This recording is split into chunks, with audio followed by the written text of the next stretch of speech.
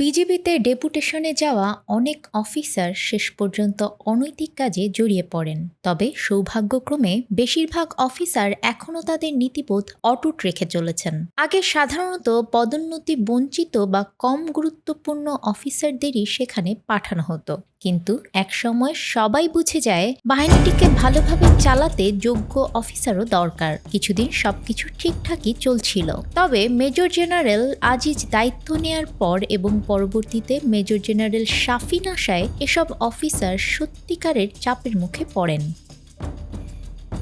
তাছাড়া আনসারে কিছু senior officer পাঠানো হয় নেতৃত্ব দেওয়ার জন্য, কিন্তু মূল আনসার ক্যাডাররা এ নিয়ে প্রবল অসন্তোষ দেখায়। আগে সেখানে একটি বিদ্রোহ হয়েছিল, যেটি ৯ ইনফ্যান্ট্রি ডিভিশন কঠোর হস্তে দমন করে। অফিসারদের বিরুদ্ধে সাধারণত কোনো অভিযোগ শোনা যায়নি, শুধু একটি ব্যতিক্রম ছাড়া। আমি যখন সেনাপ্রধান ছিলাম তখন জানতে পারি যে ওই সময়ে ডিজির বিরুদ্ধে আনসারের নারী সদস্যদের সাথে অনৈতিক সম্পর্ক এবং অত্যধিক দামে শটগান কেনার অভিযোগ উঠেছে, কিন্তু আমি কিছু করতে পারিনি, কারণ নিরাপত্তা উপদেষ্টার সাথে তার ঘনিষ্ঠতার কারণে তিনি কার্যত আমার এখতিয়ারের বাইরে ছিলেন।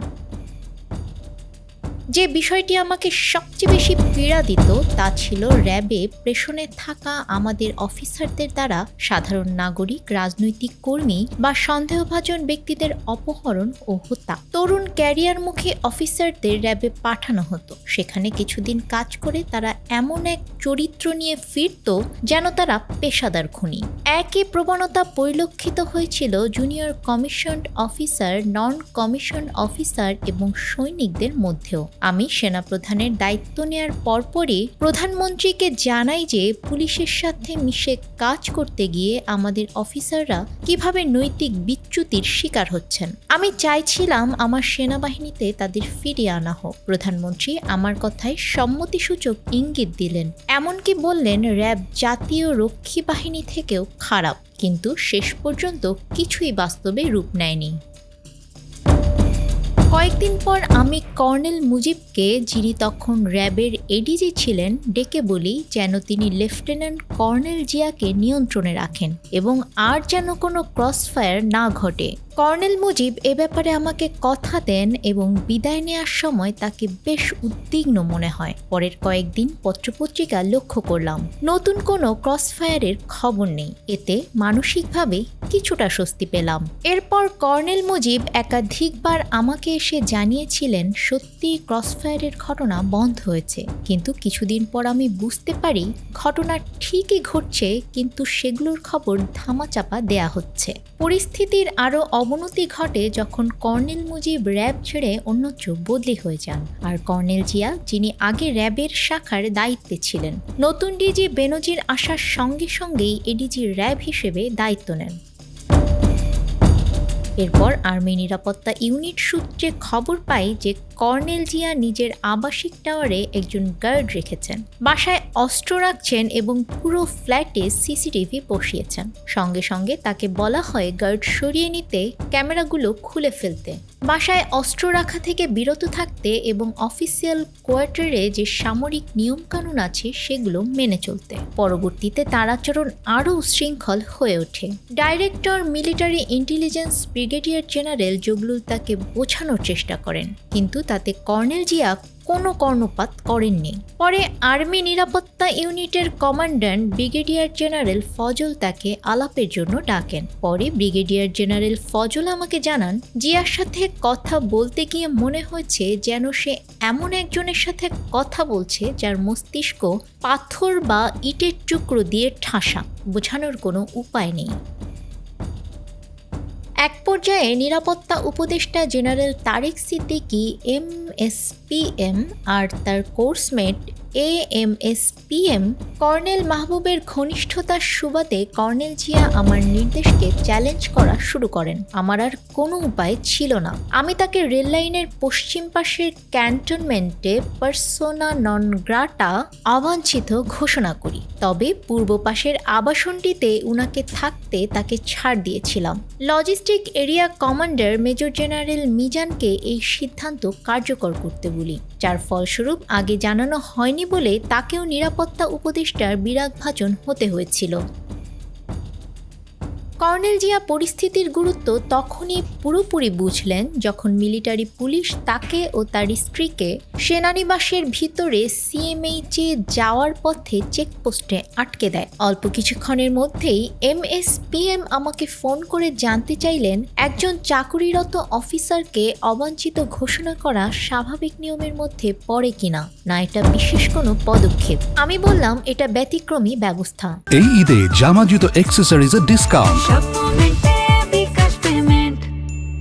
যদি তুমিও চিফের আদেশ অমান্য করো তাহলে তোমাকেও একই পরিণতি ভোগ করতে হবে। পরদিন তিনি আবার ফোন করে জিয়ার উপর থেকে এই বিধি তুলে নেয়ার অনুরোধ করলেন। এই ঘটনার পর কর্নেল জিয়া কিছুটা নিয়মের মধ্যে আসেন, বুঝতে পারেন তিনি এখনও সেনাবাহিনীর অধীনে আছেন। তবু আমি তাকে আমার অফিসে ঢুকতে দেইনি, কারণ জানতাম তিনি শুধু এসে নিজের কাজের সপক্ষে ব্যাখ্যা দিয়ে আমার সময় নষ্ট করবেন। সেনাপ্রধান হিসেবে দায়িত্ব নেওয়ার পর আমি নির্দেশ দিলাম ডিজিএফআই, বিজিবি কিংবা র্যাবে বদলি পেয়ে যারা যাচ্ছেন অথবা সেখান থেকে ফিরে আসছেন সবাই যেন নতুন জায়গায় যোগ দেওয়ার আগে কিংবা সেখান থেকে ফেরার পর আমার সঙ্গে দেখা করে। Major general Anwar, brigadier general Zaglul আর আমার পিএস লেফটেন্যান্ট কর্নেল সাজ্জাদও তাদের ব্রিফ বা ডিব্রিফ করতেন। আমি বিস্ময়ের সাথে আবিষ্কার করলাম মাত্র 20-21 বছরের অফিসারদের এমন সব দায়িত্বে টেনে নেওয়া হয়েছে যার সঙ্গে তাদের আসল সামরিক সেবার কোনোই মিল নেই। তারা কি করছেন বা কেন করছেন তা নিজেরাও স্পষ্ট জানতেন না। এটি ছিল বিএমএ কর্তৃক ক্যাডেটদের থিঙ্কিং লিডার হিসেবে গড়ে তোলার সম্পূর্ণ ব্যর্থতা। এসব অফিসারদের কাছে যখন নানান হত্যাকাণ্ডের বর্ণনা শোনা শুরু করলাম তখন সেনাবাহিনীর সামগ্রিক ভবিষ্যৎ নিয়ে আমার মনে সংশয় জন্ম দিল। নতুনভাবে বদলি পাওয়া অফিসারদের আমি যথাসাধ্য বোঝানোর চেষ্টা করতাম যেন তারা অমানবিক অপরাধে না জড়ায়। বলতাম যারা শেখ মুজিব বা জিয়াকে হত্যা করেছে কিংবা অস্ত্র পাচারে জড়িত ছিল শেষ পর্যন্ত তারা ভয়াবহ পরিণাম ভোগ করেছে। কারো হাত পা বেঁধে তাকে হত্যা করাটা চরম কাপুরুষতা। সত্যিকারের সাহসিকতা হলো শত্রুর হাতে অস্ত্র ধরিয়ে দিয়ে সামনাসামনি মোকাবেলা করা। কিন্তু কয়েকদিন পর ডিএমআই জানালেন আমাদের এই চেষ্টা কোনো কাজে আসছে না। অফিসাররা র্যাবে নতুন কর্মস্থলে আসা মাত্র জিয়া নাকি কোরআনের উদ্ধৃতি দিয়ে তাদের হত্যা করতে উৎসাহ দিচ্ছেন। তবে এর মধ্যে যে ব্যতিক্রম ছিল না তাও নয়। দুজন অফিসার র্যাবে যোগ দেওয়ার প্রথম রাতেই হত্যার নির্দেশ পেয়ে তা অস্বীকার করেন এবং আদেশ না মেনে এমপি চেকপোস্টে চলে আসেন। ডিএমআই বিষয়টি জানালে আমি তাদের সেনাবাহিনীতে সম্মানের সাথে পুনর্বাসিত করি। একজন মেজর, যিনি আমি SINT-তে কমান্ড্যান্ট থাকাকালে স্পেশাল ওয়ারফেয়ার উইংয়ের প্রশিক্ষক ছিলেন, র্যাবে যোগ দেওয়ার পর সেনাভবনে আমার সঙ্গে দেখা করতে আসেন। জানতে পারি তিনি র্যাডিসন হোটেলের এক কর্মীকে ধর্ষণ ও হত্যার অভিযোগে সন্দেহভাজনদের বিচার বহির্ভূত হত্যাকাণ্ডে জড়িয়ে পড়েছেন।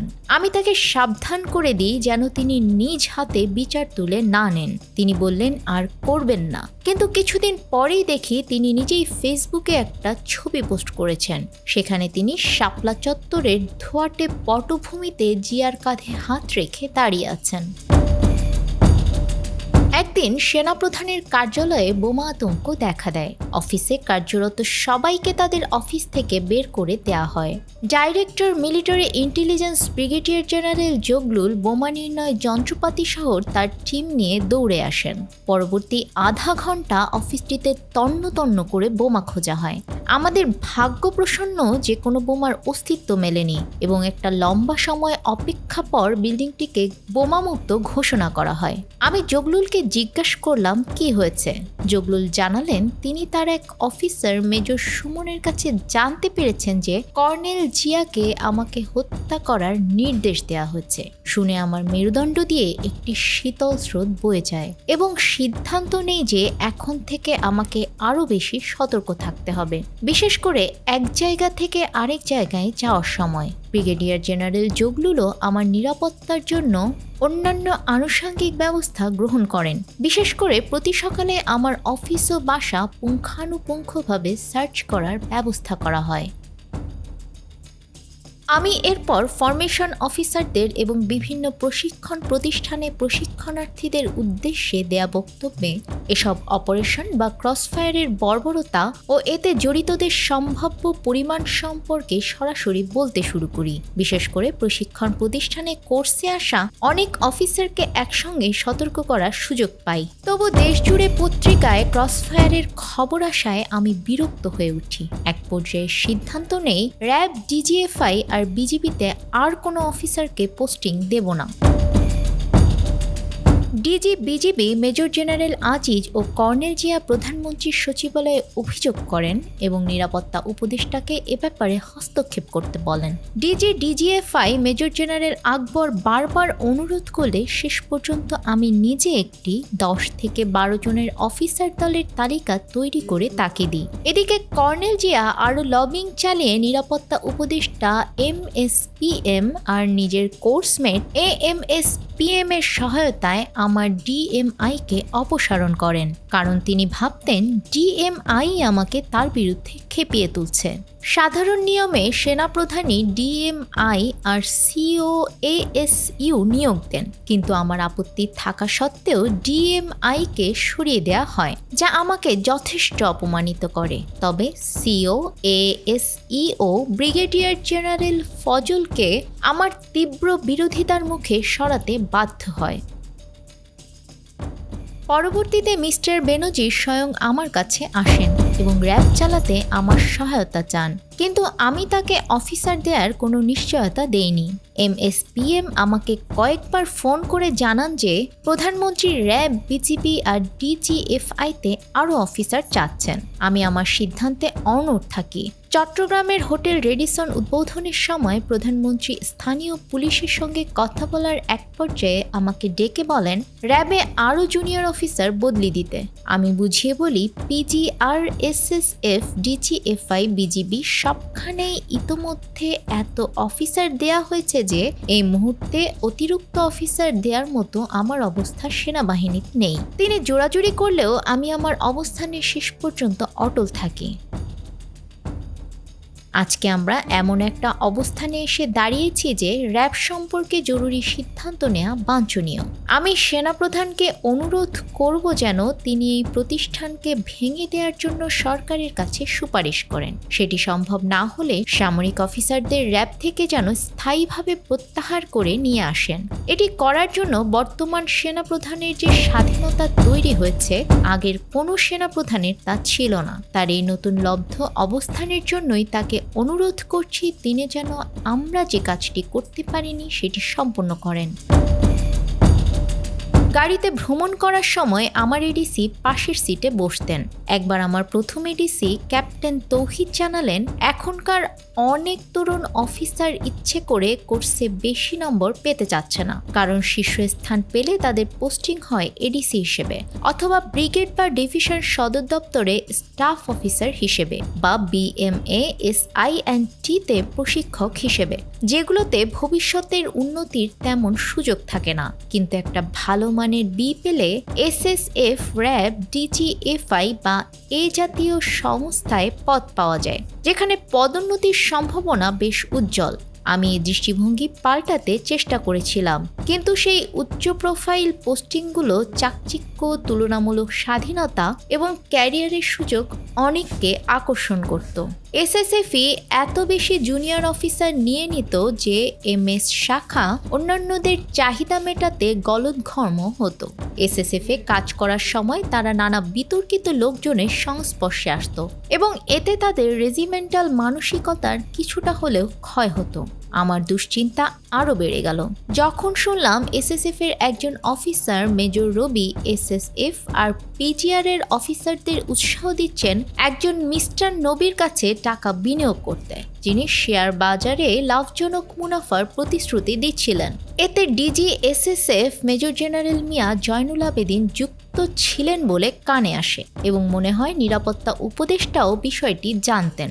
পরে আমার পুরনো ইউনিটের একজন অফিসার আমাকে জানান যারা এই বিনিয়োগ করেছিলেন তারা মুনাফা বা লভ্যাংশ দূরের কথা আসল টাকাও ফেরত পাচ্ছেন না, কারণ শেয়ার বাজারে ধস নেমেছে। তিনি আরও বলেন নিরাপত্তা উপদেষ্টা তাকে ডিজিএফআই আর র্যাব ব্যবহার করে এই টাকা উদ্ধারের নির্দেশ দিয়েছেন। আমি তাকে সাবধানে ও নিজের বিবেচনা অনুযায়ী এগোতে বললাম।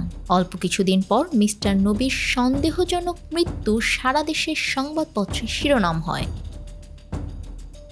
ডিজিরা তাদের ক্ষমতা ব্যবহার করে বেনিফিট পেতেন। একজনের স্ত্রী একটি প্রতিষ্ঠানের পরিচালক ছিলেন, যিনি ব্যবসায়ীদের উদ্বুদ্ধ করতেন ওখানে বিনিয়োগ করতে। আরেকজন প্রধানমন্ত্রীর সচিবালয় থেকেই অবৈধ ভিওআইপি চালাতেন। প্রধানমন্ত্রীকে আমি দেখালাম কি পরিমাণ ফোন কল মাসে প্রায় 1 মিলিয়ন এসএসএফ লাইনের মাধ্যমে পেরিয়ে যাচ্ছে। তিনি খুব অবাক হয়ে প্রিন্সিপাল সেক্রেটারি আবুল কালাম আজাদকে তদন্ত করতে বলেন। পরের বার ওনার সাথে দেখা হলে তিনি আমাকে জানান তদন্তে অভিযোগগুলো সত্য প্রমাণিত হয়েছে।